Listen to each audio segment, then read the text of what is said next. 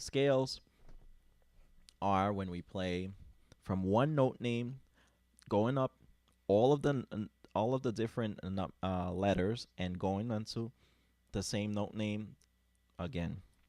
When we're talking about the scale of C, C, D, E, F, G, A, B, C. And we play the scale going up, and we also play it going back down. And when we play it going back down, C, B, A, F, G, B, A, G, F, E, D, and C. Very good. Let's do that again. C, D, E, F, G, A, B, C, and going back down. C, B, A, G, F, E, D, and C. Very good. So what the way that we're putting it, if you want to talk about major scale, you start on the 1,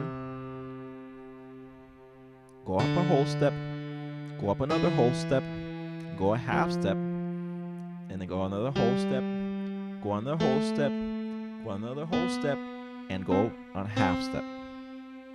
So if you want to see how that goes out, it's 1 whole half, whole half. So if you think that in your head, sing it as a type of song, you'll be able to learn scale construction. 1 whole half, whole half. 1 whole half, whole half. 1 whole half, whole half. Wow, I feel like I'm in a Wampanoag powwow right now. 1 whole half, whole half. 1 whole half, whole half. That's how we write down, or how we figure out major scales. So we start on the 1, whole step, half step, whole step, whole step, and half step. And in C, it just happens to be that they're all white keys. C, D, E, F, G, A, B, C. C, B, A, G, F, E, D, C. Now I want you to practice that. Practice that with proper fingering. Is a proper way, a digitization of each one of these keys. It's not good practice to play them sloppily jumping fingers, because what happens is you'll lose speed. Trust me. You play them correctly, you'll get quicker. That's the bottom line. So when we're pressing C, and let me give you some numbers for these fingers. Every time you have a thumb, it's number 1. Every time you have a index finger, it's number 2. Every time you have a middle finger, it's number 3. Every time you have a ring finger, it's number 4. And every time you have a pinky, it's number 5. Doesn't matter what hand it's in. This is 1, this is 2, this is 3, this is 4, and this is 5. Now, I'm just giving you these numbers just for the sake of when we're talking about how to place our fingers.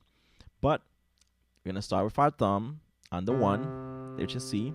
On the C, D, E.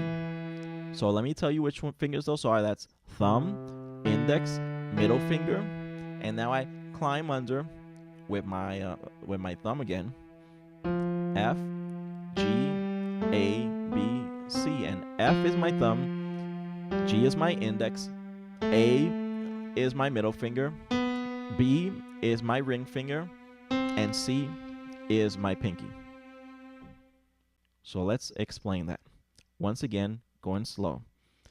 Thumb, index finger, middle finger, climb under with my thumb,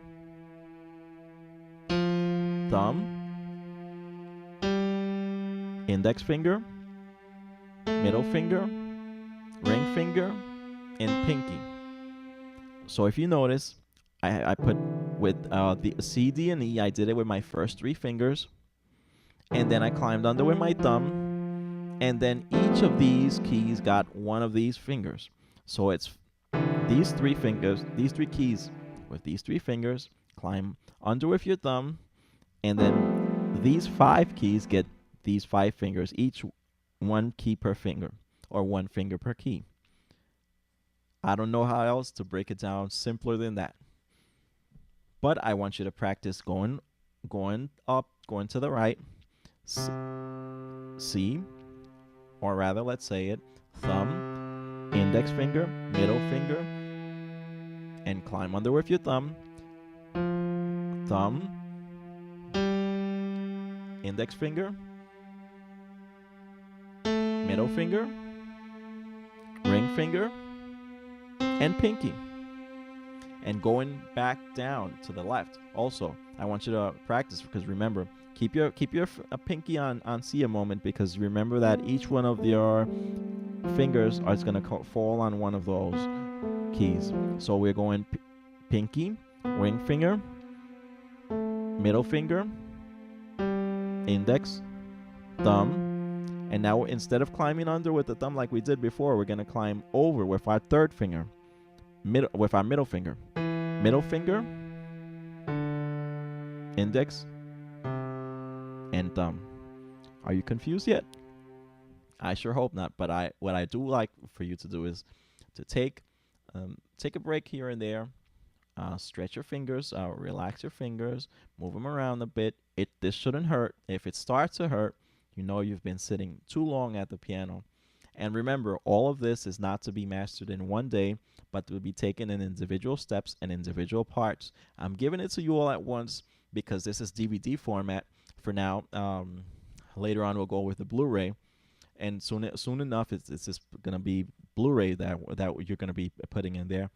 And I'm giving it to you so that you can be able to press pause, rewind, press stop if you have to, and go back to it at a later point. Now you know that you're right around 30 minutes and into the lesson. So you go back, you stop it another moment when you're more refreshed. Come to it at right around 30 minutes, and go right back to it.